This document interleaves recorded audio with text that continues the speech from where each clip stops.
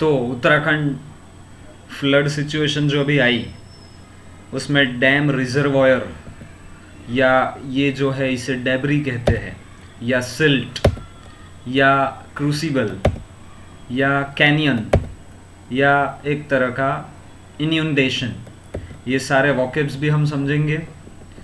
Troubled mountains, मुसीबतों में आए हुए सारे हमारे पर्वत पहाड़। और उत्तराखंड ग्लेशियर डिजास्टर, ग्लेशियर समझते हो, नदी का वो एक लेयर जो बर्फ से जम जाता है और जब अचानक टूट जाता है तब डिजास्टर बनता है। The Uttarakhand glacier burst, burst मतलब उसका फट पड़ना, शुड प्रॉम्प्ट, प्रॉम्प्ट मतलब एनकरेज करना चाहिए, प्रोत्साहित करना चाहिए, a review of how the Himalayas are treated, किस तरह से हम हिमालय के साथ हमारा व्यवहार रखते हैं इन टर्म्स ऑफ एनवायरमेंटल प्रोटेक्शन या जो भी ग्लोबल वार्मिंग की इफेक्ट है वो देखते हैं। द स्टैगरिंग मतलब एकदम शॉकिंग, चौंका देने वाला, कोलैप्स, गिर जाना of part of a glacier in Uttarakhand Nanda Devi mountain, Nanda Devi mountain के पास जो ये उत्तराखंड का ग्लेशियर है वो, एंड द एंसुइंग फ्लड्स, और उसके पीछे आने वाला, एंसुइंग मतलब फॉलोइंग, उसके पीछे पीछे आने वाला flood, that have claimed many lives come as a deadly reminder, बहुत सारे लोगों की मृत्यु हो चुकी है, बचाव अभियान अभी भी चालू है, वो reminder that this fragile, fragile मतलब बहुत ही कमजोर, weak, geologically dynamic region, of course geographic way में देखें तो सबसे ज़्यादा इंपॉर्टेंस रखता है वैसा वाला ये area in terms of nature's attraction, can never be taken for granted. जब हमारा फ्रेंड हमें रेगुलर हेल्प करते रहता हो और आगे जाके हम उसे अप्रिशिएट करना बंद कर दे, बोले वो तो करता ही है काम अपना, वो तो फ्रेंड है ही, करेगा ही, उसे हम कहते हैं टेक फॉर ग्रांटेड। या जब कोई एम्प्लॉई किसी कंपनी में जॉब कर रहा है, वो अच्छे से अच्छे कमिटमेंट के साथ काम कर रहा है, लेकिन उसका अप्रिसिएशन बंद हो जाए, बोले वो तो काम करते ही, उसमें क्या है, यस बोलते ही है हर बार, तो वो भी टेक फॉर ग्रांटेड कहा जाता है। तो हम ऐसा नहीं कर सकते। A significant slice of the glacier, जो एक लेयर था ग्लेशियर, वो डिसलॉज मतलब टूट जाना, अलग हो जाना, बाय अ लैंडस्लाइड, जमीन के फिसलने के कारण, according to some satellite images, जिसमें सैटेलाइट इमेजेस भी कुछ थी, उसके हिसाब से पता चला, प्रोड्यूस्ड रॉरिंग मतलब बड़ी आवाज करने वाला, टॉरेंट मतलब बाढ़ आ जाना। अगर आपने वीडियोस देखे हो तो आपको पता चले किस तरह का पानी का बहाव था, ठीक है। In the Rishiganga and Dhauliganga reverse in Chamoli district, ठीक है। ट्रैपिंग, फंसाते हुए, फंसाया किसको, मतलब वहां लोग फंस गए, कौन, अनसस्पेक्टिंग मतलब अनअवेयर, जिनको पता नहीं था, बेखबर, workers at 2 hydro power project sites, ठीक है, वो फंस गए थे। स्कोर्स ऑफ पीपल मतलब नंबर ऑफ पीपल, बहुत सारे लोग, are still missing in the wave of water, पानी की ये लहर में बहुत सारे लोग आज भी मिसिंग है। सिल्ट, जब पानी का बहाव होता है उसी के साथ थोड़ी सी मिट्टी भी घिस के चली आती है, पानी जब चला जाए और वो मिट्टी का वो लेयर वहाँ रह जाए, उसे हम कहते हैं सिल्ट। इन सब की इमेजेस हम देखेंगे। एंड डेब्रिस मतलब जो विनाश हो जाए उसके बाद जो बचा कुचा हिस्सा रह जाता है, जो अनयूज्ड हो सकता है कंडीशन, वो, दैट स्वॉम्प्ड द रिवर, स्वॉम्प्ड मतलब वापिस वहाँ फ्लड कर देना, पानी की बहाड़ ले आना, ठीक है। द रिवर्स, पानी मतलब नदी को पूरा भर दिया।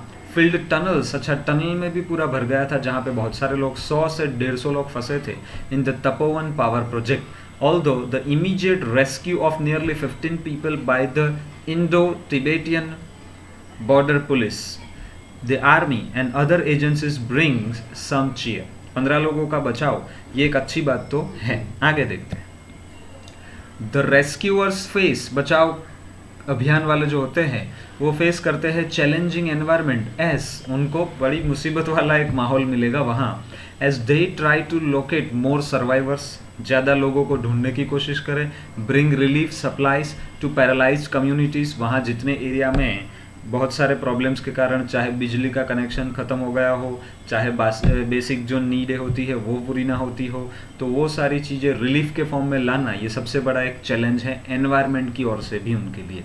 These immediate measures are important, तुरंत लिए जाने वाले स्टेप्स बहुत ज़रूरी हैं। अलॉन्ग विथ स्पीडी कंपेंसेशन, मुआवजा भी मिलना चाहिए टू अफेक्टेड फैमिली, वो भी जल्दी जल्दी। खैर प्रधानमंत्री मोदी जी ने भी इनके इस इवेंट के ऊपर, इवेंट तो नहीं कहना चाहिए, डिज़ास्टर के ऊपर अपनी नज़रें गड़ाए रखी थी और रेगुलर अपडेट भी हमें मिल रही थी, ऐसा आपने देखा होगा। बट द सेंटर मतलब सेंट्रल गवर्नमेंट और Uttarakhand government can not ignore the larger context of the state's increasing fragility in the face of environmental shocks. Fragility मतलब एक तरह की वल्नरेबिलिटी, वीकनेस जो है उसको इग्नोर नहीं कर सकते।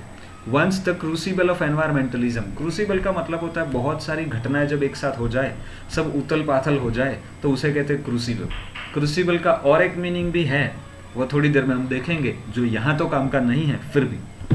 एपिटोमाइज्ड मतलब एक एग्जाम्पल जब क्रिएट किया जाता है, जब एक श्रेष्ठ बात सामने रख दी जाती है तो उसे एपिटोमाइज किया जाता है by Sunderlal Bahuguna, Gaura Devi and Chipko movement. ये वो जगह है जहाँ से चिपको मूवमेंट की शुरुआत हुई थी। The states deep gorge, gorge का मतलब होता है वो इलाका जो दोनों तरफ पहाड़ों से घिरा हुआ होता है।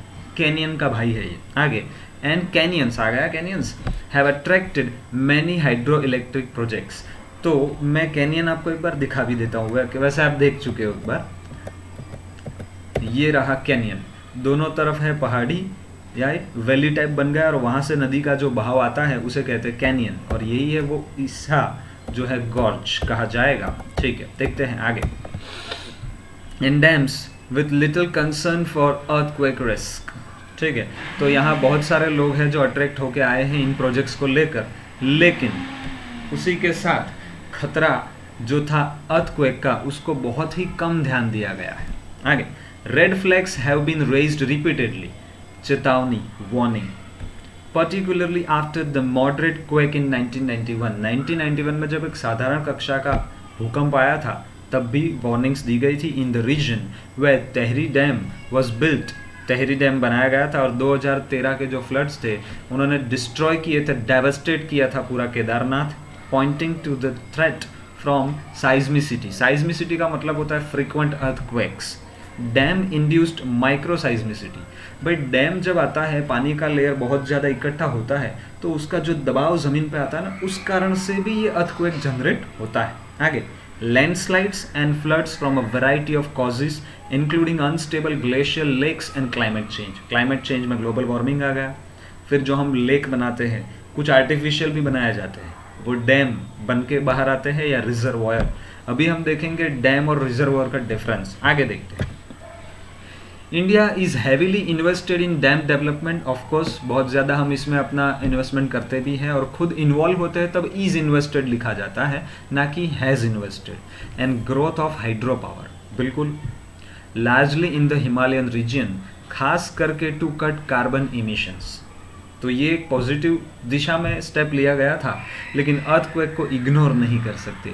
बाय वन एस्टिमेट, एक अंदाजे के हिसाब से, if the national plan is to construct dams, या आगे बोले वापिस मैं पढ़ूँ, if the national plan to construct dams in 28 river valleys in the hills is realized in a few decades, अगर कुछ दशकों में 28 जो नदियाँ है, वैली है, वहाँ पे अगर डैम बना लिया जाता है तो Indian Himalayas will have one dam for every 32 kilometre. Himalaya में हर 32 किलोमीटर में एक डैम होगा। Among the world's highest densities, density समझते हो, जहाँ उसकी घनता ज़्यादा हो जाती है वैसा इलाका।